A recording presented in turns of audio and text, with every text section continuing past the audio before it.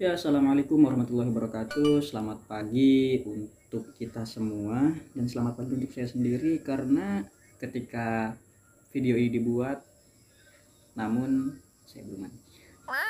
Ya, kenapa? Karena mumpung lagi semangat kita bikin konten, kita bikin sesuatu yang bisa untuk dibagikan.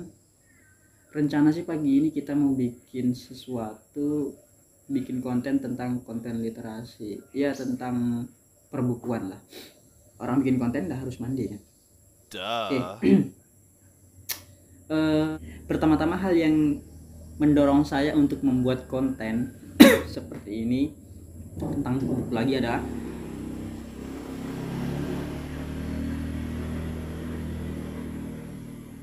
ya, hal yang mendorong saya untuk membuat konten buku-buku lagi atau penerbitan buku adalah karena saya sendiri ingin menerbitkan buku kembali. Menerbitkan buku adalah sebuah langkah lanjutan dari usaha saya menulis naskah, berpikir keras untuk membuat suatu ide bacaan yang kreatif begitu. Yang jelas, upaya untuk mendokumentasikan suatu karya tulis adalah dengan mencetaknya, dengan menerbitkan ISBN-nya. Ya, nomor ISBN membuat buku kita terdaftar di Perpustakaan Nasional, kemudian orang lain juga percaya bahwa itu adalah karya original kita, seperti itu. Sebenarnya ada satu lagi hal yang membuat karya kita diakui karya original, yaitu adalah haki atau hak kekayaan intelektual. Setiap karya, baik itu musik, karya tulis seperti buku, atau apapun yang berbentuk karya dan diklaim sebagai karya, itu harusnya kita menguruskan haki atau hak kekayaan intelektual untuk karya tersebut. Bahwasanya memang karya itu adalah karya intelektual, karya original buatan kita sendiri, seperti itu. Sedang batuk. Hal yang membuat saya berpikir 2 hingga 10 kali untuk menerbitkan buku lagi adalah buah ini. Ya, itu semua. Jadi saya jabarkan satu persatu bentuk keraguan dan bentuk kepusingan saya dalam rencana penerbitan buku ini ya. Jadi yang pertama, saya tidak ingin lagi menerbitkan buku secara indie atau self publishing. Sebenarnya kita masih bingung, self publishing dengan indie, penerbit indie itu apakah sama atau berbeda.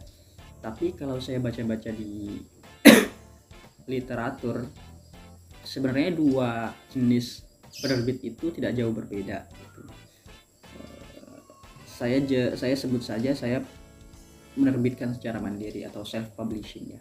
Nah, jadi buku pertama saya yang berjudul Open Minded, sebuah seni berpikir bebas, itu sudah diterbitkan secara mandiri atau self publishing di penerbit. Dan dalam hidup saya itu tidak ingin stagnan, ingin berproses, ingin maju, ingin punya perkembangan atau kemajuan di hidup selanjutnya, di hari selanjutnya. Nah, makanya saya berpikir untuk buku kedua dan selanjutnya tidak ingin lagi terbit secara mandiri atau self publishing lagi.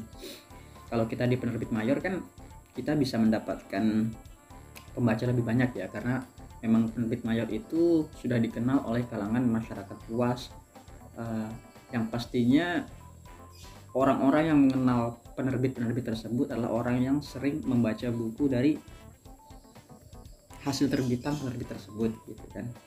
Pastinya orang-orang itu orang-orang yang senang membaca. Kalau kita di penerbit mayor juga, buku kita bukan laku 10 atau 20 eksemplar saja, namun dipastikan ribuan, karena Gramedia itu mempunyai, sebut saja, agen-agen penjual buku gitu ya, agen-agen penjual buku di seluruh Indonesia, di mana-mana dari Sabang sampai Merauke, sehingga misalnya buku saya sudah diterima dan diterbitkan oleh Gramedia, tentunya akan disalurkan ke berbagai toko buku tersebut. Tapi ya itu, memang tantangannya untuk menerbitkan di penerbit mayor tidak mudah. Kita harus punya kualitas tulisan yang tinggi gitu. Ya, saya tidak ingin naskah saya menganggur lagi. Seperti buku yang pertama, saya bersyukur karena sudah 2 kali pencetakan ya. Pencetakan pertama 20 eksemplar untuk saya jual dan itu beberapa tetap saya sumbangkan ke perpustakaan setempat, daerah setempat. Akhirnya habis, anggap saja habis dan cukup memuaskan, meskipun tidak terjual semua, tapi ada yang saya bagikan secara gratis gitu. Tapi pada intinya semua penulis itu akan senang ketika naskahnya dibaca oleh orang, apalagi kalau kita simpan di perpustakaan, tentunya yang membaca ada beberapa orang gitu. Oke, alasan selanjutnya adalah saya takut untuk sulit mengembalikan modal awal yang saya tanamkan untuk menerbitkan buku. Anggap saja modalnya 700.000 dan itu harus saya kembalikan dalam waktu sebulan jika ditarget, misalnya sebulan, dengan cara saya membuka pre-order bagi para pemesan yang ingin membaca buku saya, kemudian mereka membayarkan uang pada saya, buku saya terbitkan, saya cetak kembali dalam jumlah yang diminta, dan buku saya distribusikan kepada para pembeli. Dan saya berharap uang saya segera kembali dengan cara seperti itu. Tapi pada buku pertama tidak seperti itu, lama sekali, butuh waktu 3-6 bulan untuk bisa mengembalikan modal tersebut. Ya, kenapa? Karena saya rasa uang sejumlah itu juga sangat dibutuhkan untuk keluarga saya, seperti itu. Makanya kalau kita harus berinvestasi pada karya buku kemudian lama mengembalikan modalnya, itu saya rasa Alasan selanjutnya adalah saya takut para pembaca mengira itu bukan naskah saya sendiri, bukan naskah hasil tulisan dan pemikiran saya sendiri. Tapi sebenarnya hal itu dengan sangat mudah saya bisa nafikan atau hilangkan dari pikiran saya, karena jikalau diminta untuk membuktikan secara langsung buah dari pikiran saya diuji misalnya, coba kamu mengarang bebas tentang tema ini dalam waktu itu juga, saya bersedia, saya siap untuk memperlihatkan cara berpikir saya. Dan jikalau ada kajian-kajian tentang review buku, tentang ulasan isi buku, saya siap untuk memaparkan semua yang saya tulis. Selanjutnya, saya sulit untuk mendapatkan restu dari orang tua untuk menerbitkan buku lagi.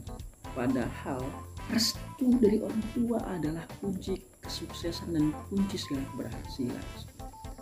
Tapi ya itu tadi, karena pada buku pertama itu terlihat sulit untuk memasarkan, sulit untuk menghasilkan profit, maka hal itu membuat orang akan berpikir ini adalah sebuah usaha yang sia-sia, mengeluarkan uang untuk kemudian sulit mengembalikannya kembali. Kemudian yang terakhir, saya sulit untuk mendapatkan restu dari diri saya sendiri untuk menerbitkan buku. Kenapa? Ya karena itu saya kurang percaya diri bahwa karya saya akan mudah diterima oleh orang lain.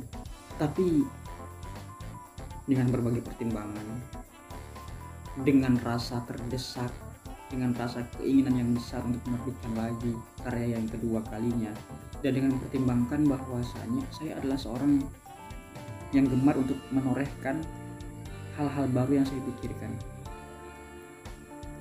sepertinya tidak afdol kalau pemikiran hanya dipendam di kepala saya. Lebih baik kita bagikan kepada orang lain secara pelan-pelan dengan cara menyodorkan tulisan kita. Karena kita bukan motivator handal ya. Kalau motivator handal itu dia berbicara dengan mulutnya dan didengarkan serta diiyakan oleh para pendengar. Tapi berhubung kita bukan motivator handal, kita hanya orang biasa yang punya beragam pemikiran, ya kita coba sodorkan saya dalam bentuk buku. Siapa tahu ada tulisan kita yang relate dengan kebutuhan atau kondisi hidup para pembaca, sehingga itu menjadi suatu kebutuhan bagi pembaca untuk membaca tulisan kita. Seperti itu. Mungkin itu yang ingin saya bagikan terkait kesan-kesan saya dalam menerbitkan buku untuk yang kesekian kalinya. mungkin keresahan ini juga dirasakan oleh teman-teman semua. Jadi marilah kita resah bersama, kemudian marilah kita berpikir bersama untuk menghapuskan keresahan ini dan merealisasikan penerbitan buku kita secara nyata. Salam literasi, terima kasih.